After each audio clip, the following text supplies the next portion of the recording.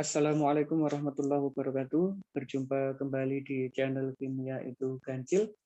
Untuk kesempatan kali ini kita masih melanjutkan membahas soal-soal persiapan UTBK Kimia 2021. Video ini adalah bagian yang kedua. Kita juga akan siap membahas 10 soal terpilih. Langsung saja, untuk soal nomor 1 adalah seperti ini.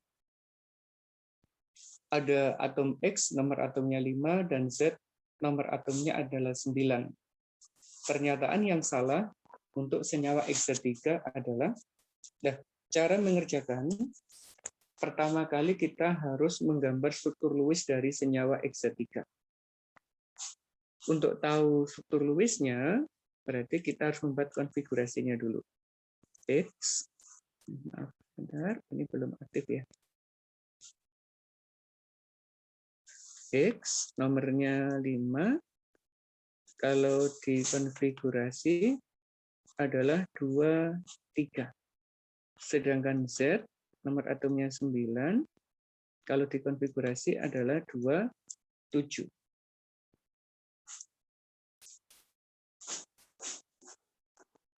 Kalau kita membuat struktur Lewisnya, berarti X itu memiliki 3 elektron valensi.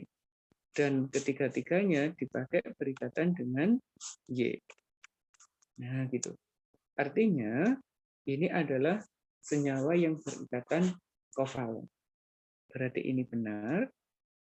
Tidak terdapat pasang elektron bebas, karena ini berikatan sepasang, ini juga sepasang, ini juga sepasang. Berarti tidak terdapat elektron bebas.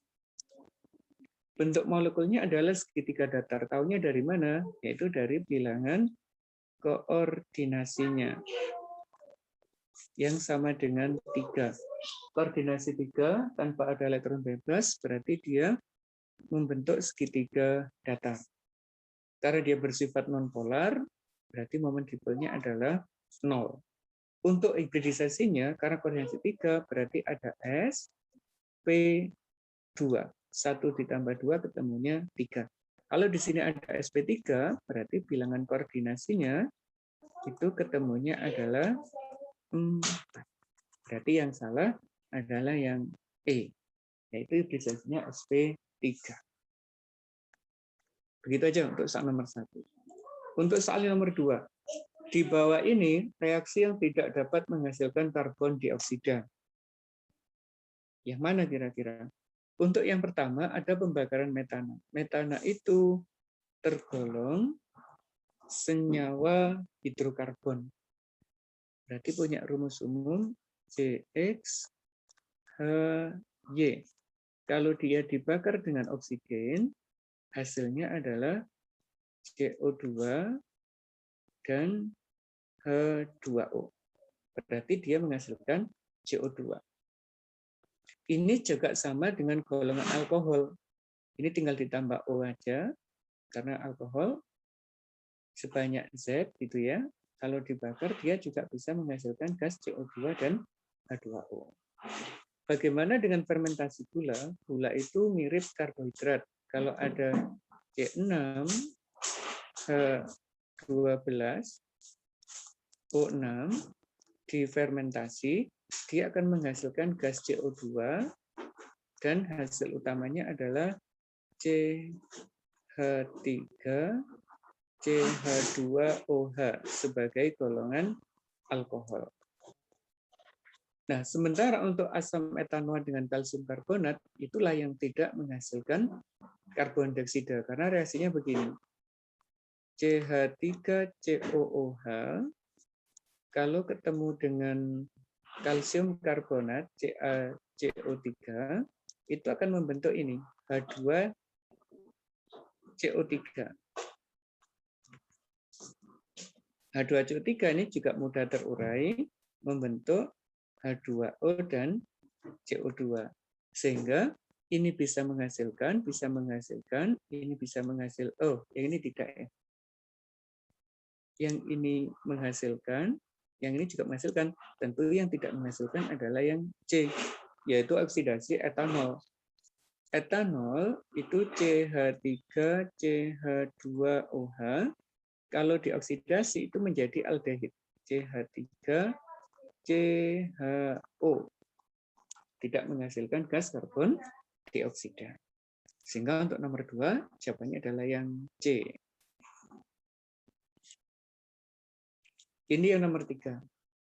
Hasil samping yang diperoleh dalam industri sabun adalah, nah, sabun itu dibuat dari suatu asam lemak rantai panjang yang direaksikan dengan basa kuat. Misalkan ini, CHO, ini lemak rantai panjangnya ya. Nah, ini R, nah ini CH2, ini ada CH, ini juga ada O, ini ada COR, ini juga ada lagi CH2O,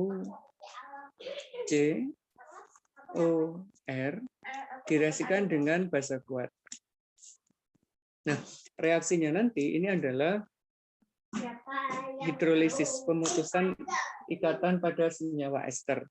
Yang Na akan berikatan dengan ini, membentuk garam. Sedangkan yang ini berikatan dengan OH, membentuk ini CH2, ini ada CH, di sini ada CH2, dan berikatan dengan OH.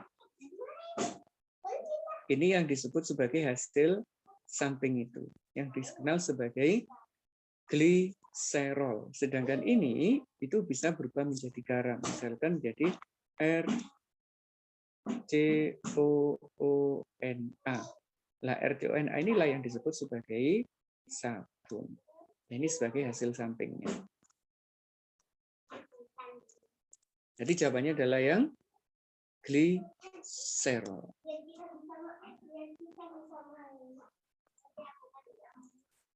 Untuk nomor selanjutnya, yaitu nomor 4. Senyawa dengan rumus molekul C6H5NH2 memiliki nama apa? Nah, kita harus menggambar dulu. C6H5 itu adalah struktur dari benzena. Kemudian di sini punya gugus NH2. Jadi dia punya nama. Yang pertama adalah fenilalanin. Benar? Yang kedua adalah anilin, bukan fenilalanin ya, tapi fenilamina. Sehingga jawabannya adalah 2 dan 4. Fenilamina atau aminobenzena, lebih umumnya itu. Nama lainnya juga memiliki anilin. Jadi 2 dan 4. Soal selanjutnya ini. Ada reaksi kesetimbangan, ada NO2 membentuk 2NO, 2NO2, K-nya adalah 25. Yang diminta adalah reaksinya dibalik. NO2 menjadi setengah N2 dan ditambah O2. Kalau reaksinya normal, itu K-nya kan nilainya 25. Nah, sekarang arahnya dibalik. Berarti menjadi 2NO2 kesetimbangan membentuk NON2, ini harusnya N2 ya, ditambah dengan O2. Ini 2 kali. Nah, kalau reaksinya dibalik, K-nya adalah menjadi 1/25. Itu masih 2 N-nya. Kalau sekarang ini jadi 1, NO2 saja, terus yang di sini berubah menjadi setengah N2,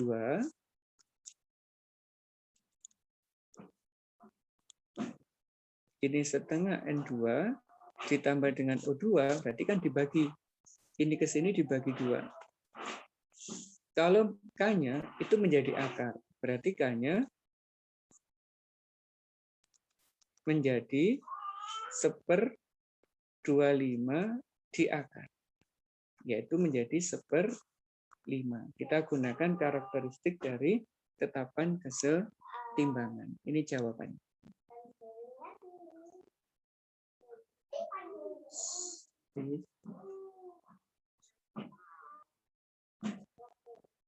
Soal selanjutnya.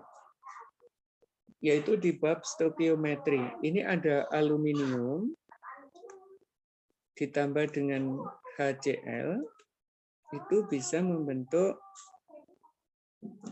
AlCl3 ditambah dengan gas hidrogen. Ini dikali 2, ini dikali 2, ini dikali 6, ini dikali 3. Molnya, karena dia 5,4 gram, berarti 5,4 dibagi 27, yaitu 0,2 mol. HCl-nya 20 mili dikali 3, berarti ketemunya 60 milimol atau 0,06 mol. Nah, ini kondisi mula-mulanya. Berapa yang bereaksi? Ini bertambah, yang di sini berkurang. Kita cari yang kecil aja. Kalau di sini adalah 0,06, berarti di sini 0, dibagi 3 ya. 0,2. Ini 20. Hidrogen yang ditanyakan berarti di sini adalah 0,03 karena koefisiennya separuhnya, ini 3, ini 6. Sehingga kalau ditanyakan volumenya, ya tinggal ini dikali 22,4 aja. Karena kondisinya kan standar yang diminta ya. 2, 6, 7. Komanya ada 3. Berarti 0,672 liter. Jawabannya yang A.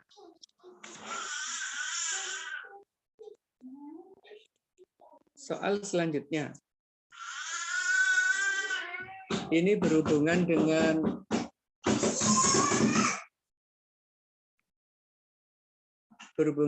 reaksi asam basa. Tapi kita tidak tahu masuk yang mana.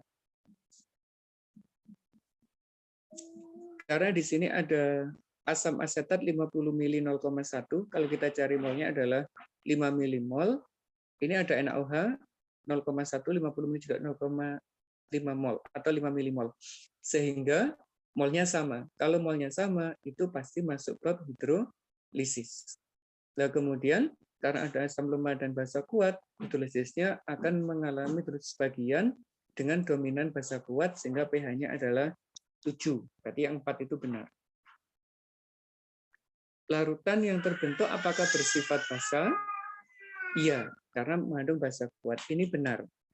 1 benar, 3 pasti benar. Kalau 4 benar, 2 juga akan benar. Berarti jawabannya adalah semua benar. Nah, ngeceknya gitu aja, mudah sekali. Nggak harus ngitung satu persatu. Nomor 8. Arus listrik 5 ampere diberikan ke dalam larutan kromium 3 nitrat selama 30 menit. Yang ditanyakan adalah berapa massa krom yang mengendap. Berarti kita gunakan hukum Faraday 1, W sama dengan E, IT per 96.500 itu ya. E-nya kita gunakan krom, berarti 52. Ionnya 3, berarti 52 dibagi 3. I-nya adalah 5. Waktunya 30 menit dikali 60 detik, baru dibagi dengan 96.500. Nah, coba kita hitung ketemunya berapa gram ini. Bentar ya. 52 dikali 5 dikali 30 dikali 60 dibagi dengan 3 dibagi lagi dengan 96.500. Ketemunya adalah 1,62 gram. Sehingga untuk soal ini jawabannya yang C. Nomor 9. Proses apakah yang terjadi bila etanol diubah menjadi asam metanoat? Ini mirip soal yang tadi, yaitu saat etanol CH3 CH2OH diubah menjadi asam karboksilat CH3 COOH. Nah, ini adalah proses oksidasi alkohol primer. Berarti prosesnya adalah proses oksidasi. Terakhir untuk nomor 10, atom tembaga yang mengalami reduksi. Berarti kalau reduksi bilangan oksidasinya turun. Kita cek yang ini. Ini plus 2, karena S-nya min 2, berarti ini plus 2 ya. Nah yang di sini, ini 2 min, berarti ini 2 plus. Ini nggak berubah, berarti tidak mengalami oksidasi maupun reduksi. 1 salah, 3 juga salah. Terus yang ini bilasnya 0. Ini bersenyawa menjadi positif 2, berarti dia mengalami oksidasi, bukan reduksi. Berarti ini juga salah. 1, 2, 3 salah, berarti yang benar hanya 4 saja. Yang D. Nah, begitu untuk prediksi bagian kedua soal UTBK. Soalnya luar biasa, sederhana, tapi memerlukan beberapa pemahaman konsep. Semoga bermanfaat. Kita ketemu lagi di prediksi bagian yang ketiga. Assalamualaikum warahmatullahi wabarakatuh.